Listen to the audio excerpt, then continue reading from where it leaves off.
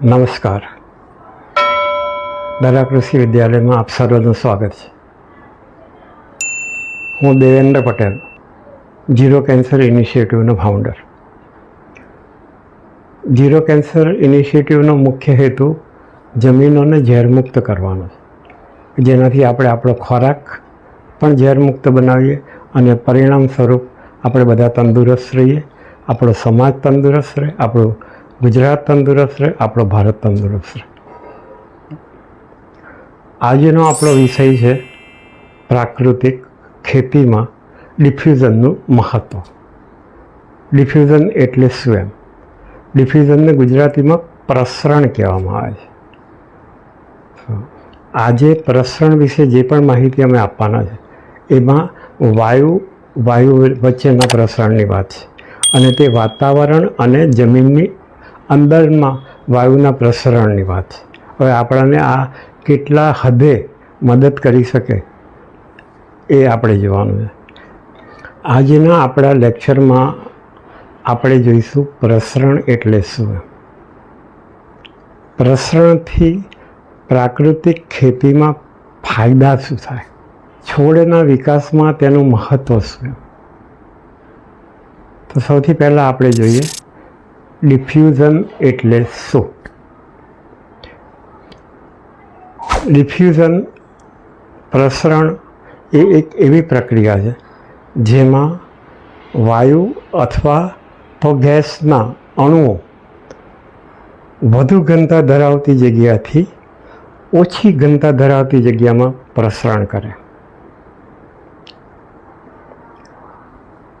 એટલે કે જ્યાં એક જગ્યા પર વાયુની ઘનતા વધારે છે, અથવા તો બીજા શબ્દોમાં આપણે એને કહીએ તો એક જગ્યા પર કોઈક એક વાયુના વધુ પ્રમાણમાં કણો છે અને એની સામે બીજી જગ્યા પર એ જ વાયુના ઓછા કણો છે, તો વધુ કણોથી ઓછા કણો તરફ જવાની જે પ્રક્રિયા છે અને ત્યાં આગળ વાયુઓની અંદર સમાન અણુઓની સંખ્યા કરવાની જે આખી પ્રક્રિયા છે ને તેને પ્રસરણ કહેવામાં આવે,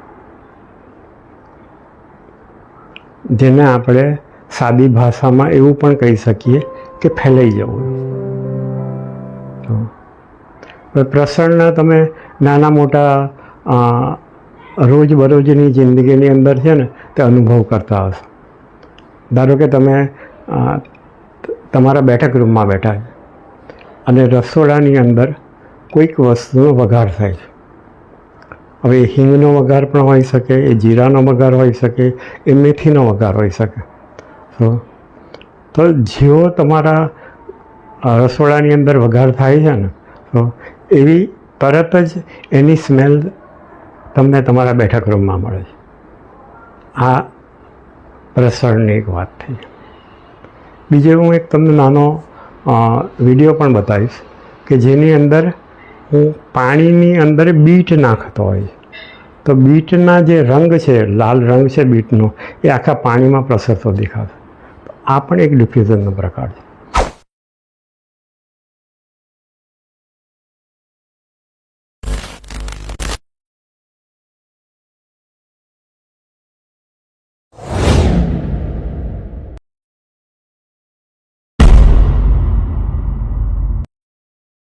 જોકે આજે આપણે વાયુ અને વાયુ વચ્ચેના ડિફ્યુઝનને જોવાના છે. તો હવે વાયુ અને વાયુના ડિફ્યુઝનની જરૂર કેમ પડી અને કુદરતે આ પ્રક્રિયા બનાવી કેમ, એને સમજવાનો પ્રયત્ન કરીએ. આપણી ગુજરાતી ભાષામાં એક સાદી કહેવત છે, કીડીને કણ અને હાથીને મણ. એટલે કે ભગવાન બધાની જ કાળજી રાખે. જો ભગવાન બધાની જ કાળજી રાખતો હોય તો સજીવ ખેતીની અંદર આપણે જીવાણુઓને તો જમીનની અંદર રાખીએ છીએ. તો જીવાણુઓને શું જોઈએ? તો એમને 3 વસ્તુઓ જોઈએ.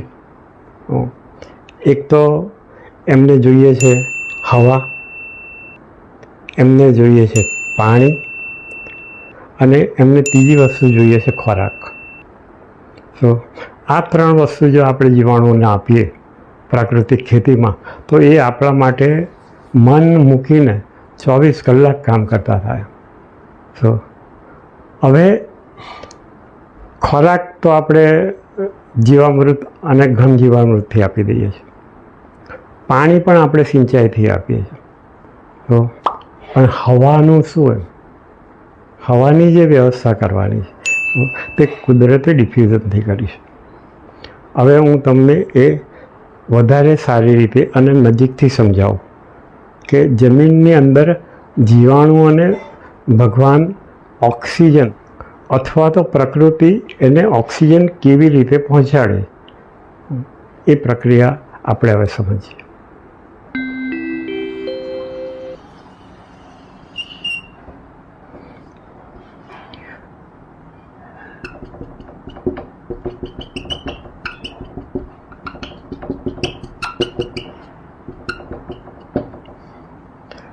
આ આપણી જમીન છે અને આ આપણું વાતાવરણ છે.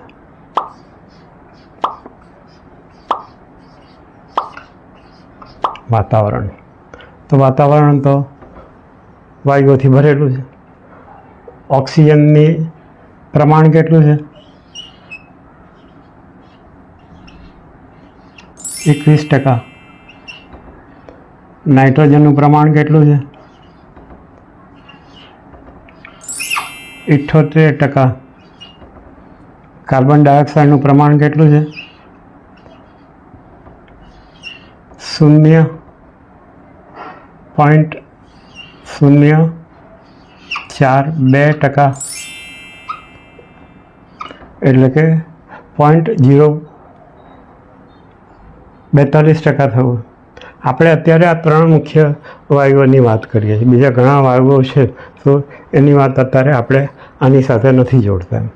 તો આ 3 વાયુઓની વાત છે. તો આ 3 વાયુઓ જમીનમાં પણ છે, પ્રાકૃતિક ખેતીની અંદર.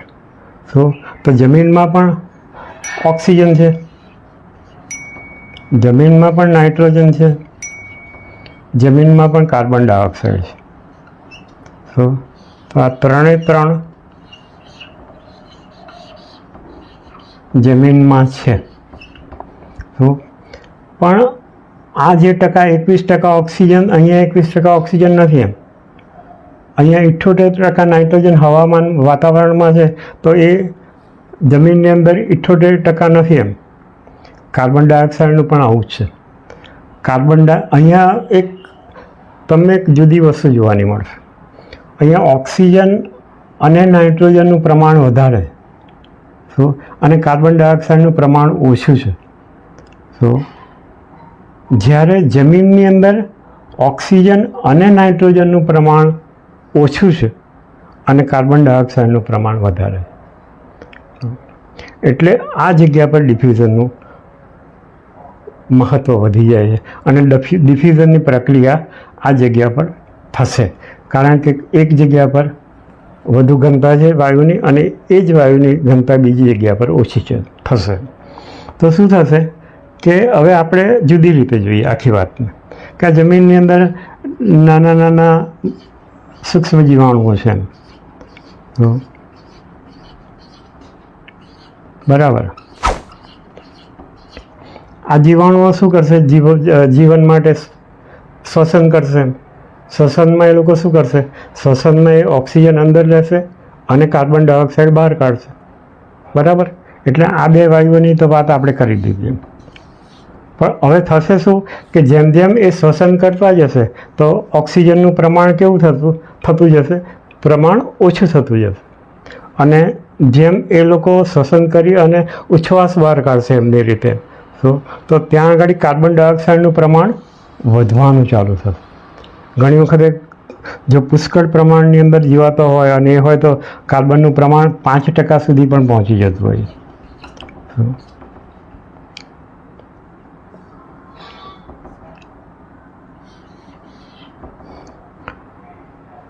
હવે ડિફ્યુઝન કેવી રીતે કામ કરે છે સજીવ ખેતીમાં એ જોઈએ. તો શું થશે કે આપણે પહેલાં ઓક્સિજનની વાત કરી. તો ઓક્સિજન વપરાતો જશે તેનું પ્રમાણ જમીનમાં ઓછું થતું જશે અને હવામાં વધારે. તો શું થશે કે હવાનો ઓક્સિજન એ જમીનમાં પ્રવેશ કરશે અને આ જે ઓક્સિજનનું પ્રમાણ ઓછું છે એને વધારવાનો પ્રયત્ન કરશે. એની સામે શું થશે કે કાર્બન ડાયોક્સાઇડનું પ્રમાણ અહીંયા આગળ જમીનમાં વધારે છે, એના સંદર્ભમાં વાતાવરણમાં એ ઓછું છે. ભલે આજે ગ્લોબલ વોર્મિંગની આપણે વાત કરતા હોય, પણ અત્યારે આ બે વસ્તુની જ્યારે આપણે વાત કરતા હોય તો જમીનમાં કાર્બન ડાયોક્સાઇડનું પ્રમાણ વધારે છે હવાની અંદર કે વાતાવરણની અંદર. વાતાવરણની હવામાં એનું પ્રમાણ ઓછું છે. તો કાર્બન ડાયોક્સાઇડ શું થશે? કાર્બન ડાયોક્સાઇડ જમીનમાંથી હવામાં જશે. બરાબર. એટલે અહીંયા ઓક્સિજન માટે જગ્યા પણ થઈ ગઈ, કાર્બન ડાયોક્સાઇડ જમીનમાંથી બહાર પણ નીકળ્યું. એટલે આ જે આપણે જેટલા જીવાણુઓ જીવામૃતથી, ઘનજીવામૃતથી, બીજી કોઈ પણ રીતે જમીનની અંદર પહોંચાડ્યા હોય તો એ બધા માટે ઓક્સિજનની વ્યવસ્થા થઈ ગઈ. આ ડિફ્યુઝનનું મુખ્ય કામ છે. હવે ડિફ્યુઝનની વાત અહીંયા આગળ થઈ ગઈ. હવે ત્રીજી મહત્ત્વની વાત આવે જે સજીવ ખેતી માટેની, કે સજીવ ખેતીમાં આપણે નાઇટ્રોજન સીધો નથી આપતા. હવે જમીનની અંદર નાઇટ્રોજન ઓછો છે. હવે જમીન એટલે હવામાંથી જે નાઇટ્રોજન છે તો એ જમીનમાં પ્રવેશશે. પણ જમીનમાં આપણે નાઇટ્રોજન કેમ જોઈએ છે? તો કે આપણી પાસે આ જે જીવાણુઓ છે ને, એમાં ઘણા બધા જીવાણુઓ એવા હશે કે જે હવાનો ફ્રી નાઇટ્રોજન એટલે કે N2 સ્વરૂપનું જે નાઇટ્રોજન છે ને એને જમીનમાં ફિક્સ કરશે. એટલે કે એને તોડી અને વનસ્પતિને ઉપલબ્ધ જે વનસ્પતિ જેને ગ્રહણ કરી શકે તો એવો એમોનિયમ અને બીજા તત્વો બનાવવાનું કામ કરશે. એટલે જે નાઇટ્રોજન ફિક્સિંગ કરનારા બેક્ટેરિયા છે તો એમને હવા પાણી અને ખોરાકની સાથે એમને નાઇટ્રોજન એ કાચા માલ તરીકે જોઈશે. તો એ ડિફ્યુઝનથી કાચો માલ પણ આવી જશે. એટલે કે આ ત્રણ વસ્તુઓ જમીનની અંદર પ્રવેશે પણ છે, જમીનમાંથી બહાર પણ નીકળે છે, અને એનું કારણ ફક્ત અને ફક્ત એ ભગવાન કુદરતે બનાવેલી આ ડિફ્યુઝનની વ્યવસ્થા છે. એટલે જો કુદરતે આ વ્યવસ્થા ના કરી હોત, જો જમીનની અંદર જીવાણુઓ જીવી જ ના શક્યા હોત. એટલા માટે ડિફ્યુઝનની વ્યવસ્થાનું બહુ મોટું મહત્ત્વ પ્રાકૃતિક ખેતીમાં છે.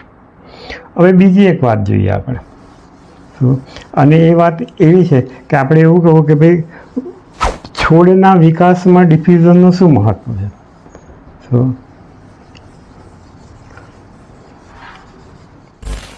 છોડના વિકાસમાં ડિફ્યુઝનનું શું મહત્ત્વ છે?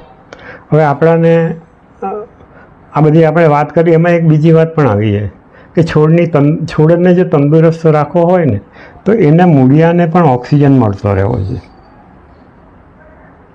એટલે આપણે ડિફ્યુઝનથી કુદરતે જે વ્યવસ્થા કરી તો જમીનની અંદર ઓક્સિજનને ઉતારવાની, તો એનાથી આ મૂળિયાઓને પણ ઓક્સિજન મળતો રહે અને તેને કારણે મૂળિયા તંદુરસ્ત રહે. તો હવે આપણે ડિફ્યુઝનથી વિકાસમાં શું ફાયદો થાય તે જોઈએ. આપણે આગલા વિડીયોમાં જોયું હતું કે પાંદડામાં પ્રકાશ સંશ્લેષણની ક્રિયા થતી હોય અને તેનાથી તે સાદો ગ્લુકોઝ બનાવતો હોય. એ ગ્લુકોઝ એના વિકાસની અંદર તે વાપરતો જ છે, વપરાય જ છે, પણ સાથે સાથે એ મૂળ દ્વારા મૂળમાંથી બહાર કાઢે અને એ આ નાના જીવાણુઓ જે છે તો એને મળતો જાય. ખોરાક આપવાની કુદરતી આ એક પણ પદ્ધતિ છે કે વનસ્પતિ ફોટોસિન્થેસિસ કરે તો એમાંથી એને બનાવેલો ગ્લુકોઝ એ પોતાના વિકાસ માટે પણ વાપરે, મૂળોના વિકાસ માટે પણ વાપરે અને આજુબાજુમાં જે સૂક્ષ્મ જીવાણુઓ છે એના વિકાસ માટે પણ વાપરે.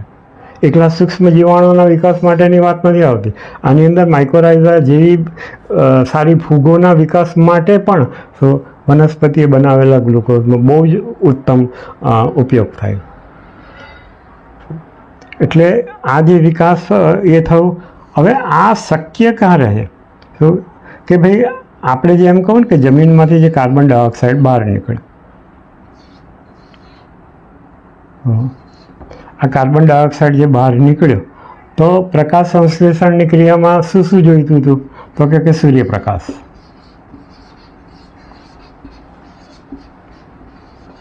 બરાબર, પાણી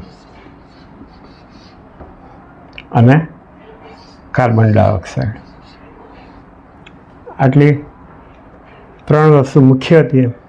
તો કાર્બન ડાયોક્સાઇડ તો વાતાવરણમાં છે એમ, પણ વનસ્પતિના સંદર્ભમાં આપણે જો જોવા જઈએ અને વધુ ઉત્પાદનના સંદર્ભમાં જો આપણે એને જોવા જઈએ તો વાતાવરણનો કાર્બન વનસ્પતિને ઓછો મળે છે. શું? એટલે આપણને ઉત્પાદનમાં તકલીફ પડતી. આપણે જે ધાર્યું ઉત્પાદન નથી લેતા ને એની પાછળનું કારણ આ પણ એક છે. શું? તો હવે આ જે કાર્બન ડાયોક્સાઇડ જમીનમાંથી બહાર નીકળ્યો તો તે આ વાતાવરણમાં ભળવાનું ચાલુ થશે.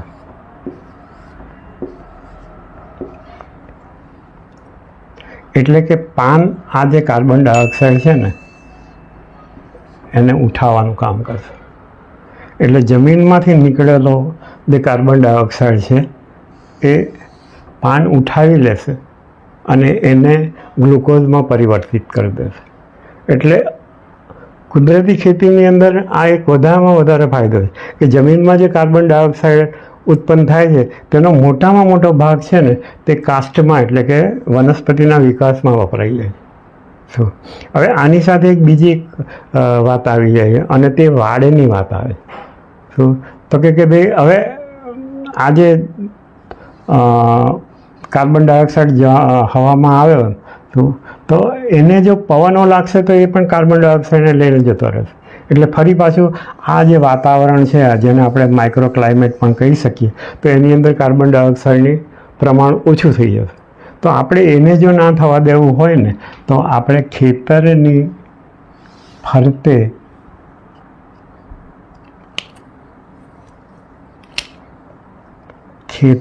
ફરતે વાડ બનાવવી પડે. અને તે વાડ કેવી? તારની નહીં, જાળીવાળી નહીં, પણ જીવંત વાડ કે જેની અંદર વનસ્પતિ હોય એમ નાના નાના છોડો ઘીચો આવી અને જે વાડ બનાવીએ ને એ વાડ બહુ જ ઉત્તમ રીતે કામ કરી આપે. તો આ વાડ કામ શું કરે કે ભાઈ સખત પવન આવતા હોય અથવા તો પવન જોરથી આવતો હોય અહીંયા આગળ તો એને એ તોડી નાખશે અને એ ખેતરમાં એ પવનને મંદ કરી દેશે. જેને કારણે આ જે કાર્બન ડાયોક્સાઇડનું જે આખું વાતાવરણ છોડની આજુબાજુ થયું એને નુકસાન નહીં થાય. એના માટે આનું એક બહુ મોટું મહત્ત્વ છે. ઘણા લોકો પાટિયા મૂકીને સિમેન્ટના પાટિયા મૂકીને વાડો બનાવે તો એનો નંબર આપણે બીજો લઈ શકીએ. પહેલો નંબર આનો છે કારણ કે આ જમીનમાં કાર્બન વધારવાનું પણ કામ કરે છે. પાટિયા પણ હવાને રોકે છે. એટલે આજે આપણું માઇક્રો ક્લાઇમેટ થયું એની અંદર કાર્બન ડાયોક્સાઇડની સુરક્ષા થાય છે. એટલે અહીંયાથી જે કાર્બન ડાયોક્સાઇડ નીકળ્યો તે લગભગ આ એરિયાની અંદર મોટા પ્રમાણની અંદર, હું એવું નથી કહેતો કે 100% વપરાઈ જતો હોય, પણ એ મોટા પ્રમાણમાં વપરાય. પણ આની સાથે બીજી પણ વનસ્પતિઓ જો આપણે ખેતરમાં હોય એમ, દાખલા તરીકે નિંદામણ, આ એક ચાસ અહીંયા છે અને બીજો ચાસ અહીંયા આગળ છે. તો આ બે ચાસની વચ્ચે પણ જો વનસ્પતિ કે જેને આપણે આંતરપાક કહીએ, બીજો કોઈ આંતરપાક ના લીધો હોય તો નિંદામણ પણ આપણું આંતરપાકનું કામ કરી આપે. તો એ પણ ફોટોસિન્થેસિસની પ્રક્રિયા કરી અને આ કાર્બન ડાયોક્સાઇડ વધારી અને જમીનનો કાર્બન વધારવાનું કામ કરી જાય. શું આ રીતે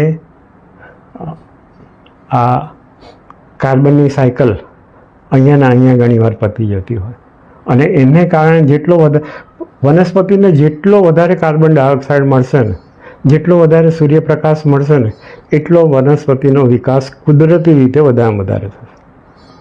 શું હવે કાર્બન ડાયોક્સાઇડ બનવાની બીજી પણ એક વ્યવસ્થા છે અને તે વ્યવસ્થા કેવી છે કે આપણે જ્યારે જમીનની અંદર છે ને સેન્દ્રિય તત્વો ઉમેરતા હોઈએ, સેન્દ્રિય તત્વો ઉમેરતા હોય છે અને ઘણી વખતે કુદરતી રીતે મળતા બી હોય છે. તો એ પણ નાના નાના જીવો કામ કરતા હોય. તમે જો ખેતરમાં બહુ જ સારી રીતે ફરતા હોય અને તમારા ખેતરની અંદર બળદ કે એવા કામ કરતા હોય કે છેડે પાડે ગાયો ફરતી હોય અને એનો પોદળો જોજો તમે પહેલાં જમાનામાં તો એ બહુ જોવાનું મળતું. અમે નાના હતા તો ખાસ એને મસ્તીથી જોતા હતા કે એક નાનું કાળું અમથું જીવડું આવે અને ગોબરનું ગોળી બનાવે નાની નાની, તો લખોટી જેવી, લખોટીથી નાની આવે પણ એ ગોળી બનાવી અને ઊંધા પગે એને ત્યાંથી લઈ જાય અને થોડા વખતની અંદર આખો પોદળો સાફ થઈ ગયો, એ જગ્યા પર પોદળાનું નામો નિશાન નીકળી ગયું. તો એ જે છે જેને બીટલ ડંગ બીટલ કહેવામાં આવે, તો એ શું કરે, એ લોકો જમીનની અંદર દર કરતા હોય અને એની અંદર લઈ જાય. એટલે આ રીતે પણ જમીનમાં સેન્દ્રિય તત્વો ઉમેરાતા હોય. અળસિયું પણ એ કામ કરતું હોય. આપણે ખેડીને પણ અંદર મોકલતા હોય. આપણે વનસ્પતિ કાપ્યા પછી તો આપણે ધારો કે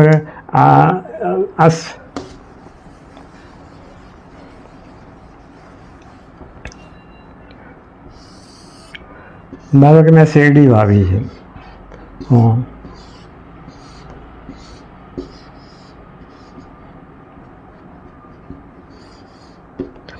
તો હું અહીંયાથી શેરડી કાપી નાખું છું, પણ એના મૂળિયા તો અંદર જ છે ને સાહેબ. તો આ પણ સેન્દ્રિય તત્વોમાં વધારો કરવાનું કામ કરે છે. હવે આ જે સેન્દ્રિય તત્વો છે એ ડિકમ્પોઝ જ્યારે થવાનું ચાલુ કરે તો અથવા તો મિનરલાઇઝ થવાનું ચાલુ કરે. મિનરલાઇઝ એટલે કે ખનિજીકરણ. શું એ એક વખત આપણે જુદા વિડીયોમાં ખનિજીકરણને સમજવાનો પ્રયત્ન કરીશું. તો એ જે ખનિજીકરણ થાય ને તો તે વખતે પણ કાર્બન ડાયોક્સાઇડ ઉત્પન્ન થતો હોય. તો એ કાર્બન ડાયોક્સાઇડ પણ અહીંયા આગળ રિસાયકલ થઈ શકે.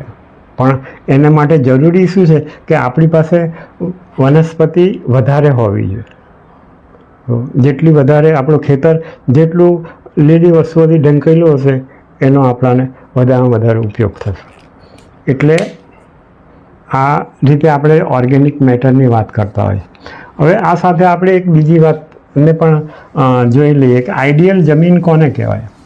તો સારામાં સારી જમીનમાં પ્રમાણ શું હોય, એમ સારી જમીનોમાં પ્રમાણ કેવું આવે, તો એની અંદર આપણે દાખલા તરીકે આ 100% જમીનને લીધી એમ.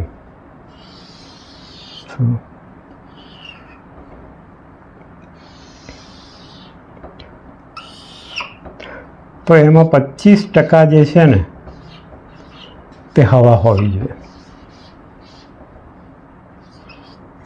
25% એમાં પાણી હોવું જોઈએ,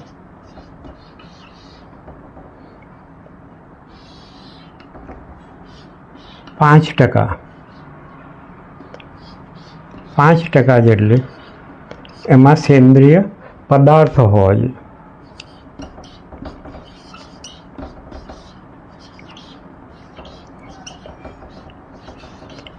પદાર્થો હોવા જોઈએ,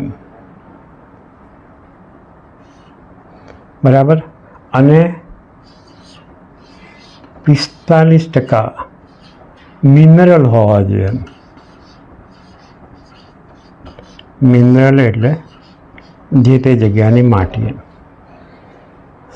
માટી એ મિનરલનું પ્રકાર છે. તો આ આઈડિયલ કન્ડિશન થાય.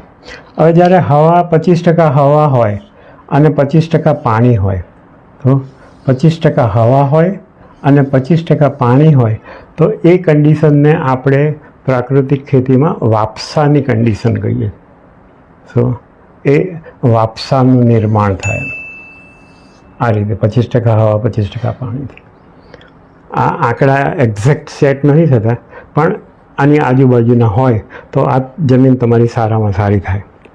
તો આવી સારી જમીન બને કેવી રીતે? હવે એક બીજો સવાલ ઊભો થાય ને તરત જ, તો કે આ સારી જમીન બને કેવી રીતે? તો આ સારી જમીન બનાવવા માટે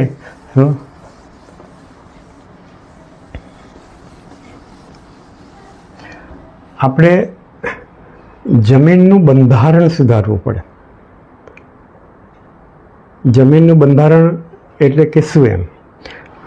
તો આપણે સામાન્ય રીતે આપણે ખેતી કરીએ તો આપણે બે વસ્તુઓને પકડીએ છીએ.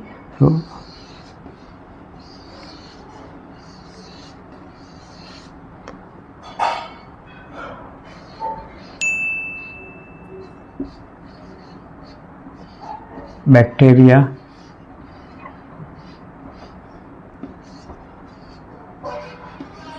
હવે આ તાંતણા વાળી વસ્તુ જે છે તેને આપણે ફંગસ કહીએ છીએ.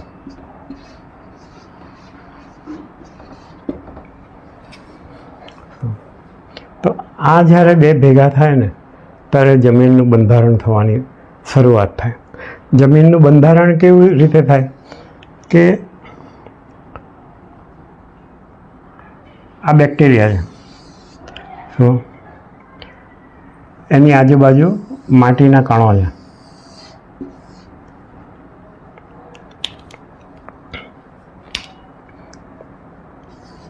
એની આજુબાજુ માટીના કણો છે.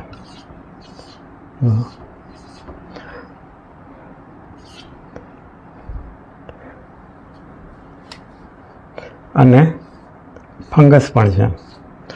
તો આ શું થશે કે માટી બેક્ટેરિયા છે ને તે પોતાના શરીરમાંથી આ જ્યારે એની ચયાપચયની ક્રિયા થતી હોય ને તો એમાંથી એક ચીકણો પદાર્થ બહાર કાઢે. એ ચીકણો પદાર્થ એ કોઈ સાથે ચોંટી જવા માટે બનાવે. તો આ માટીના કણ સાથે આ બેક્ટેરિયા ચોંટશે એમ.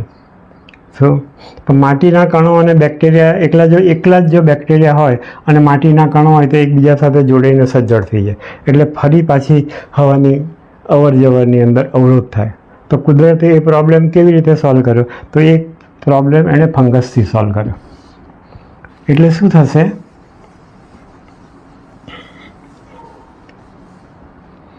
કે સમજો આ માટીનો એક કણ છે, માટીનો આ કણ છે,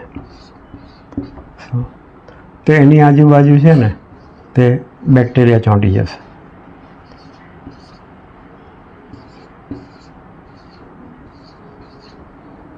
બરાબર.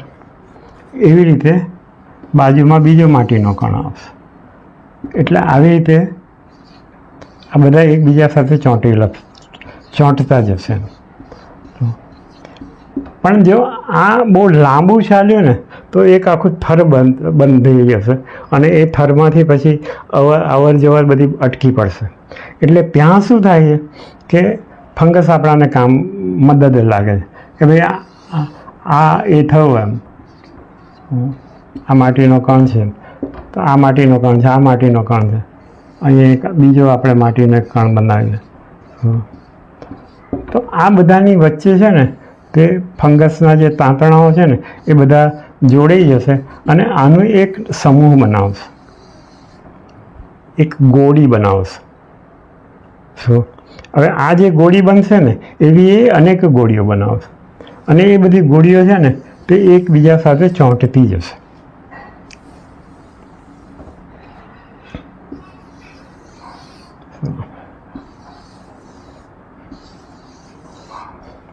તો આ જ્યારે ગોળીઓ બને છે ને તો એને જમીનનું બંધારણ કહેવાય.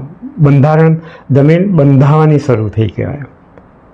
શું હવે આ જ્યારે ગોળીઓ બંધાય છે તો આ ગોળીઓ ફંગસ અહીંયા મદદ કેવી રીતે કરે કે એકલા બેક્ટેરિયાથી જમીનને સખત નથી થવા દેતો, પણ એ અમુક બેક્ટેરિયાઓને લઈ અને એની આજુબાજુ એક જાડું બનાવી દે છે અને જાડાની અંદર આ બધા ભેગા થાય તો આ ગોળી જેવો સ્વરૂપ થાય. તમે કોઈ જગ્યાએ જોજો કુદરતી જમીનોમાં સારી જમીન હશે ને તો તમને આમ વધારે ધ્યાનપૂર્વક જોશો ને તો નાની નાની ગોળીઓ જેવું એકબીજા સાથે ચોંટેલું દેખાશે. અને એને તમે પાણીમાં પણ નાખશો ને તો એ ઓગળે નહીં જલ્દી. જ્યારે તમારી કેમિકલ ખેતીની માટી તમે પાણીમાં નાખશો ને તો થોડા વખતમાં એ ઓગળી જશે. તો આ બધા જ્યારે થાય છે ને તો આ બધાની વચ્ચે છે ને તો આ બધી જગ્યાઓ બને છે. આ જગ્યામાં છે ને તે હવા હોય, પાણી હોય, આમાંથી મૂળ પસાર થવાની આખી પ્રક્રિયા થતી હોય. એટલે જે જમીનની અંદર જમીન બંધાવાની એટલે કે જમીનનું બંધારણ બનવાનું ચાલુ થાય એમ, તો જેને અંગ્રેજીમાં લોકો વૈજ્ઞાનિકો એગ્રીગેશન કહે છે, એટલે કે એગ્રીગેટ બને એમ, અને એગ્રીગેટ કહેવાય એમ. તો એ બનવાનું જ્યારે ચાલુ થાય ને ત્યારે જમીનની અંદર એક પોલાણ ઊભું થઈ જાય અને એ પોલાણની અંદર ડિફ્યુઝન માટેની એ સારામાં સારી કન્ડિશન ઊભી થઈ જાય. સો એટલે જમીનનું બંધારણ જેમ જેમ સુધરતું જશે તેમ તેમ જમીનમાં ડિફ્યુઝન સારું થવાનું ચાલુ થશે, હવાનું અવર જવર વધતી ચાલશે, તેમ મૂળિયા પણ તંદુરસ્ત થતા જશે, કારણ કે એને પણ ઓક્સિજન જરૂર જેટલો મળતો જશે, જીવાણુઓને પણ જરૂર જેટલો ઓક્સિજન મળતો જશે, અને એમાંથી નીકળેલો જે કાર્બન ડાયોક્સાઇડ છે તે વનસ્પતિને મળતો થઈ જશે. એટલે કે આ બધા એકબીજાના પૂરક થઈ જાય છે અને એકબીજાને બધાને મદદ કરતા થઈ જાય, અને આને કારણે આપણું ઉત્પાદન પ્રાકૃતિક ખેતીમાં વધી જાય. હવે તમે જંગલની અંદર તપાસ, હવે જંગલમાં તમે જુઓ તો જંગલની પરિસ્થિતિ કેવી છે? ખેતર કરતાં બિલકુલ ઉલટી છે.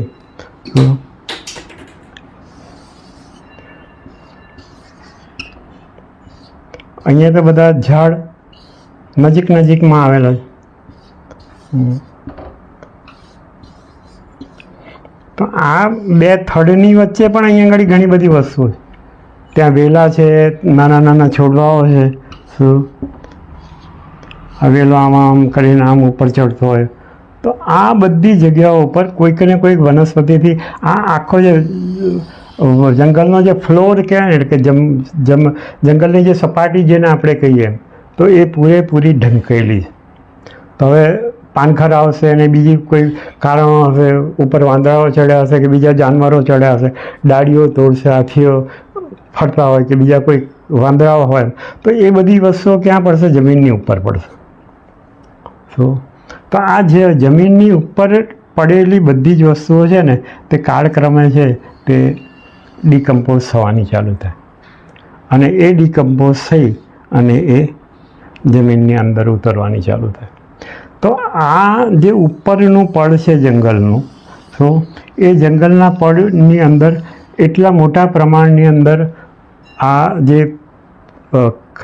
એ લોકોના જે અવશેષો પડેલા હોય છે, એ અવશેષો જ્યારે ડિકમ્પોઝ થવાના થાય ત્યારે અહીંયાથી પણ પુષ્કળ પ્રમાણની અંદર છે ને તે કાર્બન ડાયોક્સાઇડ નીકળવાનો ચાલુ થાય, અને એ કાર્બન ડાયોક્સાઇડ આ વનસ્પતિનું જે મોટો સમૂહ છે ને એને ઉઠાવી લે. એટલે અહીંયા આગળ જંગલો એવું કહેવાય કે ભાઈ એમેઝોનના જંગલો આખી દુનિયાના 20% કાર્બન ડાયોક્સાઇડ 20% ઓક્સિજનને પૂરો પાડે છે. તો એ ઓક્સિજન 20% પૂરો પાડે છે એનો મતલબ શું થયો? કે એણે એ જ પ્રમાણની અંદર કાર્બન ડાયોક્સાઇડ લીધેલો. તો એ કાર્બન ડાયોક્સાઇડ એને હવામાંથી પણ મળે, પણ સાથે સાથે એ આ જમીનની ઉપરના જે પણ વસ્તુઓ પડી એમ, તો એના ડિકમ્પોઝિશનથી પણ મળે. પણ ખેતરમાં આપણી પરિસ્થિતિ આવી નથી. જંગલની જે પરિસ્થિતિ છે તે ખેતરમાં નથી થતી એમ. અને આપણે તો એટલા બધા એડવાન્સ લોકો છે કે નિંદામણ વાદળ તો આવ્યું એટલે એને કાઢી નાખો. ને ખેડૂતોમાં એક સામાન્ય રીતે ખેડૂતોની એક માનસિકતા જોઈ કે નિંદામણને છે ને કે તમે સાફ કરો, એટલે કે ખેતર ચોખ્ખું હોવું જોઈએ, અને ગામ ગંદુ હોય તો કોઈ વાંધો નહીં બધાને. હકીકતમાં શું હોવું જોઈએ કે ગામ ચોખ્ખું હોવું જોઈએ, અને આપણું ખેતર છે ને તે કોઈને કોઈ લીલી વસ્તુ, અને જો લીલી વસ્તુ ના હોય તો સૂકી વસ્તુઓથી ઢંકાયેલું હોય. પણ આપણે એનાથી ઉલટું કામ કરીએ અને પછી રડીએ કે ઉત્પાદન નથી મળતું, ખેતરમાં પુષ્કળ ખર્ચાઓ થાય, જે ખર્ચીએ છે નફો નથી થતો. તો આ કુદરતની વિરુદ્ધના જે કામો કરીએ છીએ ને એની અંદર આપણાને આ તકલીફ થાય. આ અહીંયા ગાડી વાત થઈ. હવે અગત્યની વાત પેલી 25% પાણી અને 25%ની હવાની વાત હતી. શું? તો કે જમીનની અંદર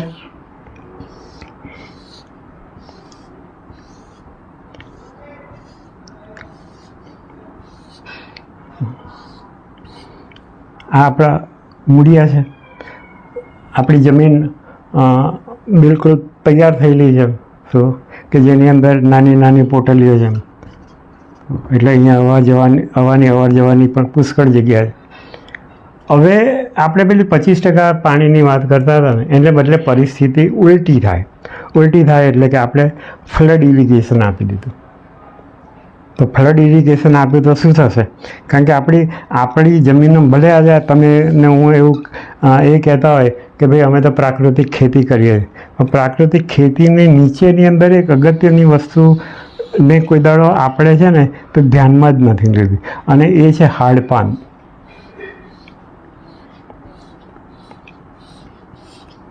અહીંયા આગળ નીચે લગભગ 1.5 ફૂટથી 3 ફૂટની વચ્ચે એટલું એક સખત પડ બાજી જાય શું કે જેમાંથી ઘણીવાર તો હવા ને પાણી પણ પસાર ના થઈ જાય, તો મૂળના પસાર થવાની તો વાત જ ક્યાં આવી. શું તો આ હાડપાન જે છે ને એમાંથી પાણી પસાર થઈ શકતું નથી. એટલે શું થાય કે જ્યારે આપણે ફ્લડ ઇરિગેશન કર્યું, સિંચાઈ કરી દીધી ફૂલે ફૂલ એમ પાબડ એટલે શું કે ભરચક પાણી આપી દીધું, તો આ બધું પાણી આવીને અહીંયા અટકી જશે અને અહીંયા પાણીનું પ્રમાણ વધવા જશે. હવે જેવું પાણીનું પ્રમાણ અહીંયા વધવાનું ચાલુ થશે તો 25% વાપસાની કન્ડિશન બગડવાની ચાલુ થશે, તો આ જમીનની અંદર જેટલી પણ હવા છે ને, એટલે કે જેને આપણે આગળ જોયા કે કાર્બન ડાયોક્સાઇડ, ઓક્સિજન, નાઇટ્રોજન, એ બધા છે ને એ ત્રણે એકી સાથે બહાર નીકળવાનું ચાલુ કરશે. આ O2 પણ હશે, આ CO2 પણ હશે અને આ N2 પણ હશે. આ ત્રણ ગેસ છે ને તે જમીનમાંથી બહાર નીકળવાનું ચાલુ થાય. હવે જ્યારે જમીનમાંથી બહાર નીકળવાનું ચાલુ થાય તો આપણે જે પેલા જીવામૃતથી બેક્ટેરિયા મોકલ્યા છે એમની શું હાલત થશે? પતી ગયા અથવા તો સુસુપ્ત અવસ્થામાં જતા રહે. તો એટલા માટે છે ને આપણી ખેતીની અંદર વાપસાની બહુ મોટી મહત્વ છે. તો વાપસામાં દરેક પાસે ડ્રીપ ઇરિગેશન ના હોય તો એને માટે પાલેકર સાહેબ અને ઘણા બધા ખેતીના નિષ્ણાતો કહેતા હોય શું કે ભાઈ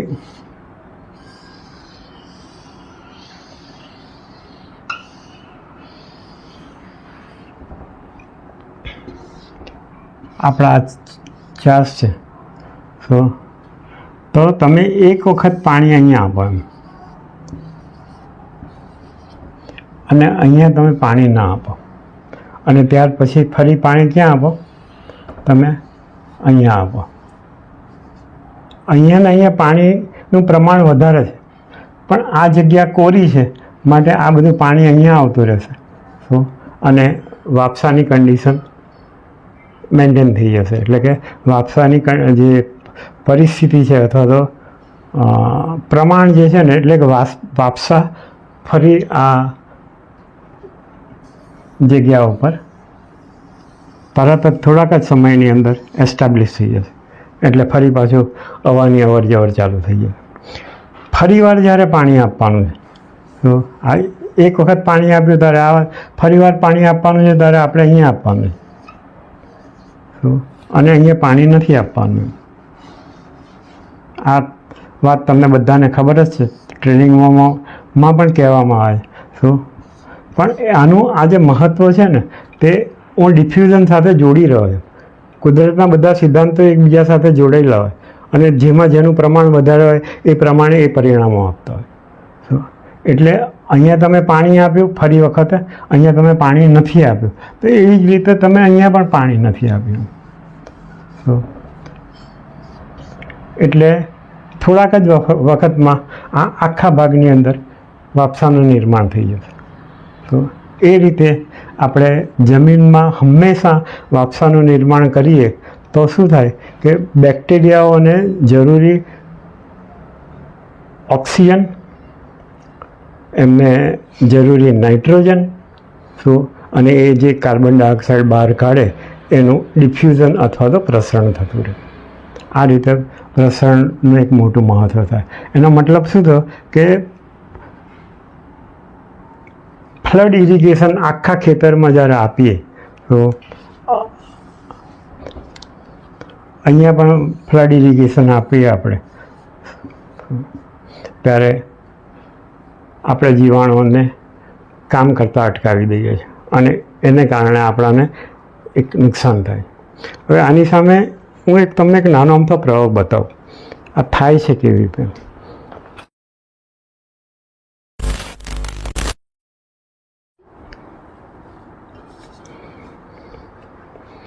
આ ગ્લાસ છે, ખાલી ગ્લાસ છે. ખાલી ગ્લાસનો મતલબ એવો છે કે આમાં હવા ભરેલી છે. તો આ તમારો જમીનનો નીચેનો ભાગ થઈ ગયો. આમાં આપણે 1 સેકન્ડ માટી સમજી લઈએ, પણ આ સમજવા ખાતર હવે જ્યારે હું આની અંદર પાણી રેડવાનું ચાલુ કરું, તો જેમ જેમ પાણીનું પ્રમાણ હું વધારતો જઈશ, પાણીનું પ્રમાણ મેં વધાર્યું, બરાબર, તો પાણીનું પ્રમાણ જેમ જેમ વધારતો ગયો તેમ હવા અંદરથી બહાર નીકળવા માંડી, જે મેં તમને હમણાં કહ્યું. એટલે કે અહીંયા મેં વાપસાનું નિર્માણ હતું એ આખું ને આખું બગાડી નાખ્યું. આપણે જમીનની અંદર આ પરિસ્થિતિ ઊભી નથી કરવાની. તો આ પરિસ્થિતિ જો વારંવાર આપણે ઊભી કરીશું તો તમે સમજો કે પ્રાકૃતિક ખેતીમાં તમને કોઈ પણ જગ્યાએ લાભ નહીં થાય, ઉલટા તમે એની અંદર નુકસાન કરતા થઈ અને પ્રાકૃતિક ખેતીમાંથી બહાર નીકળી જાઓ. એટલે વાપસાનું જે નિર્માણ છે ને તેનું બહુ જ મોટું મહત્ત્વ આ રીતે છે કે તમારી તમારા જે જીવાણુઓ છે અથવા તો જમીનની અંદરની જે જીવસૃષ્ટિ છે એને જીવતી રાખવા માટે વાપસાની જરૂર છે. એટલે વાપસાને આપણે આ રીતે જોઈએ. ખાલી કોઈએ કહી દીધું કે ભાઈ વાપસા, તો વાપસાની પરિસ્થિતિ ઊભી કરવા પાછળનું સાચું કારણ શું છે કે જમીનની અંદરની જીવસૃષ્ટિને બચાવવાની છે, મૂળિયાઓને ઓક્સિજન મળે એવી પરિસ્થિતિ ઊભી કરવાની છે. તો હવે આની અંદર મૂળિયો હોય એમ તો એને બી ઓક્સિજન મળતો તો બંધ થઈ ગયો ને સાહેબ. તો આ પરિસ્થિતિ આપણે નથી ઊભી કરવાની. એટલા માટે વાપસાની જરૂર છે આપણા ખેતરમાં.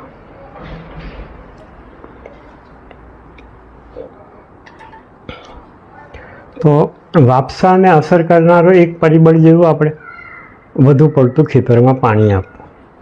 તો બીજા પરિબળનો આપણે અછડતો ખ્યાલ આગળ લીધો. તો હવે એને વ્યવસ્થિત રીતે જોઈએ.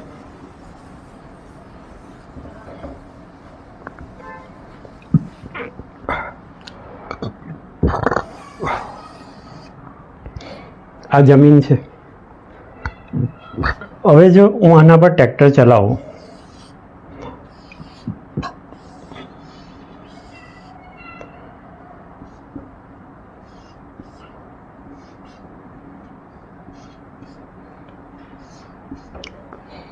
તો આ ટ્રેક્ટરનું વજન આ જમીન પર પડશે, એટલે અણુઓ વચ્ચેની જગ્યા ઓછી થશે અને અણુઓ વચ્ચેની જગ્યા ઓછી થશે. એનો અર્થ શું થયો કે હવા અને પાણી માટેની જગ્યા ઓછી થશે.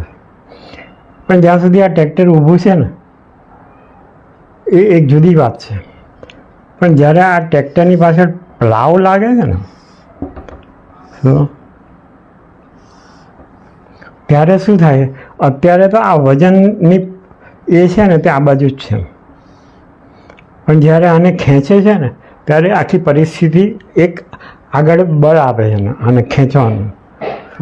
તો તે વખતે આને ખેંચે ત્યારે આ ટ્રેક્ટર છે ને તે આવી રીતે જમીનના પળો ઉપર બળ આપે. આ દિશામાં ટ્રેક્ટર ઊભું રહેલું હોય તો એ આ દિશામાં બળ કરે એનું વજન.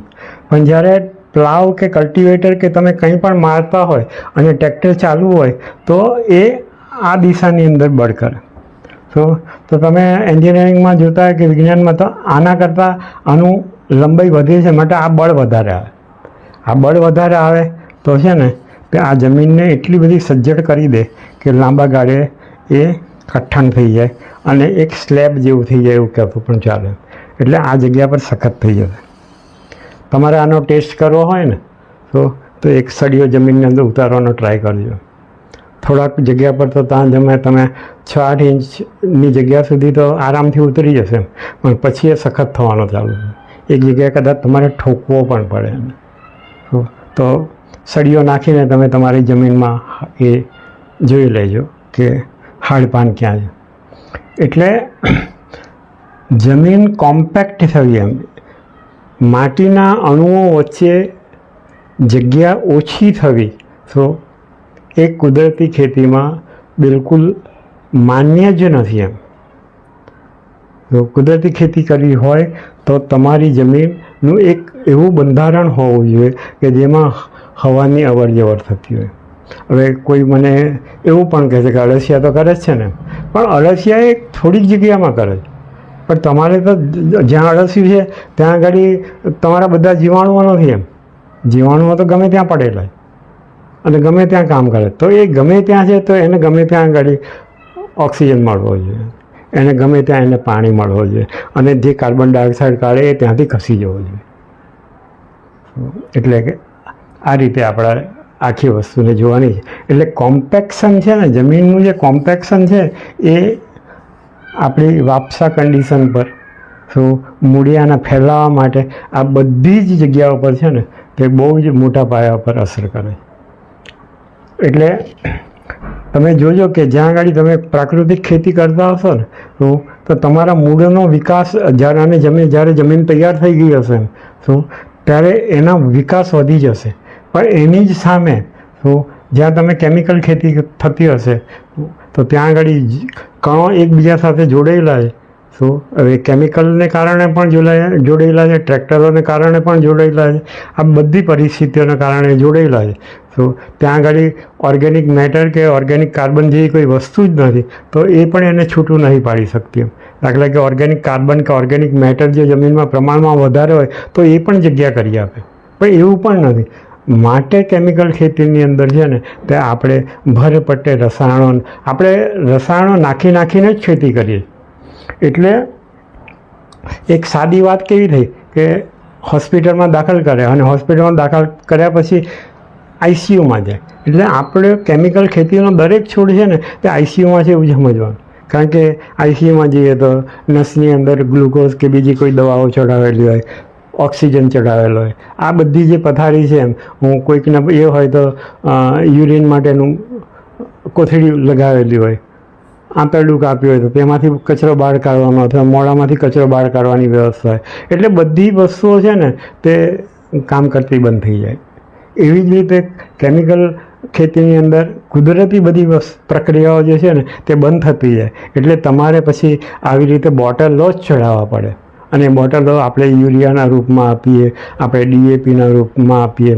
એ વધારે માંદો થાય એટલે પેસ્ટિસાઇડ્સ, ફંગીસાઇડ્સ, હર્બિસાઇડ્સ આ બધું કરતાં આપણો બધો જ નફો છે તે મોટી મોટી કંપનીઓ પાસે જતો રહે અને આપણે ત્યાંના ત્યાં રહીએ. અને ઘણાએ તો આ નાના ખેડૂતોએ જે આપઘાત કરવાના વારા આવે છે ને એનું કારણ જમીનની અંદર આ સખત થવી, જમીનમાં કેમિકલ્સનું ભરમાર થવી, એમ હાડપાન થવું, આ બધા પરિબળો ભેગા થાય છે ને ત્યારે ઉત્પાદન ત્યાં આગળ ઘટી જાય. અને એ ઉત્પાદનને આપણે આ બધું નાખીને ઊભું કરીએ. જ્યારે પ્રાકૃતિક ખેતીની અંદર છે ને એ તમારું જે પણ કંઈક ઉત્પાદન થાય એ અત્યંત પૌષ્ટિક થતું ચાલે છે. હાડપાન વિશે મારે ઘણી વાત કરવી છે, પણ એ કોઈક વખત ફરીવાર કરી લઈશ. મેં તમને એવું પણ કહ્યું હતું કે છેલ્લે વાડની વાત કરી, એટલે કે વાડ જે પવનોને અવરોધે છે એને કારણે જે માઇક્રો ક્લાઇમેટ ઊભું થયું છે અને એમાં જે કાર્બન ડાયોક્સાઇડ વહી નથી જતો એના માટે જીવંત વાડનું બહુ મોટી ઇમ્પોર્ટન્સ છે. એ ડિફ્યુઝનના સંદર્ભમાં મેં વાત કરી. અને છેલ્લે હું તમને એવી વાત કરું છું કે આપણામાં આયુર્વેદમાં એક એ છે એનો છેલ્લો જે આપણે દાખલા તરીકે ખાધું એમ, તો એમાં આયુર્વેદ તમને બે વાત કહે કે ખાતા ખાતા તમે વચ્ચે પાણી પીઓ, અથવા તો ખોરાકને બહુ પ્રવાહીયુક્ત બનાવો. અને બીજું વાત શું કહે છે કે ખાધા પછી તમે પાણી પીઓ જ ના. એટલા માટે કે ભોજનાંતે વિષમ વારી, એમ વારી એટલે પાણી અને વિષ એટલે ઝેર. એટલે ભોજનાંતે એટલે ખાધા પછી પાણી એ ઝેર સમાન. કારણ શું કે ભાઈ જે આપણે ખાઈએ છીએ ત્યારે ઉજરીની અંદર એમાં જુદા જુદા પોષક તત્વો ભળે છે. હવે જ્યારે હું પાણી પીવું, હું મારો જ દાખલો આપું કે ખાધા પછી મેં પાણી પીધું તો આ બધા જે પોષક તત્વો ઝરે છે ને એને મંદ કરી દે, એટલે મારી પાચન શક્તિ બગડે. અને મારી પાચન શક્તિ બગડે એટલે મારા પર જાતના રોગોનું આક્રમણ થાય. અહીં મારી વાત પૂરી થાય છે. ડિફ્યુઝન માટે મેં કહું તમને, ના સમજે તો તમે મને મેસેજ કરી શકો છો. તમારા મેસેજનો હું જવાબ આપી દઈશ. સાથે સાથે એક વિનંતી એવી પણ કરું છું કે આ વિડીયોને તમે તમારા ખેડૂત મિત્રો ઇવન કેમિકલ ખેતી કરતા એમને સુધી પણ પહોંચાડવાનો પ્રયત્ન કરજો. અને જો મારી ચેનલ સબસ્ક્રાઈબ ના કરી હોય તો એને સબસ્ક્રાઈબ પણ કરી લેજો. એક વાત એવી છે કે હું જ્યારે અત્યારે વિડીયોગ્રાફી કરતો હોય કે એડિટિંગ તો હું અત્યારે એકલો જ છું. એટલે કોઈક જગ્યાએ તમને અવાજમાં કે નાની મોટી તકલીફ પડે તો એને તમે સ્વીકારી લેજો. હું દરેક વખતે એને સુધારવાનો પ્રયત્ન કરી રહ્યો છું અને ધીમે ધીમે જેમ જેમ આગળ કામ ચાલતું જશે તેમ તેમ મારી ટીમમાં લોકો પણ જોડાતા જશે એટલે ક્વોલિટી સુધરતી પણ જશે. પણ ત્યાં સુધી સપોર્ટ આપવાનું ચાલુ રાખજો. ચેનલને સબસ્ક્રાઈબ કરજો અને તમારાથી જેટલાને પણ આ શેર થાય એટલાને કરજો. આમાં ઘણી વસ્તુ એવી છે કે તમે જાણો છો. હું તમને ખેતી કરતાં શીખવાડતો નહીં, હું તો તમને કુદરતના સિદ્ધાંતોને સમજાવવાનું. એટલે કે આજનો આપણો જે સિદ્ધાંત હતો ડિફ્યુઝન પ્રસરણ એ મેં તમને સમજાવ્યો અને એનું મહત્ત્વ સમજાવ્યું.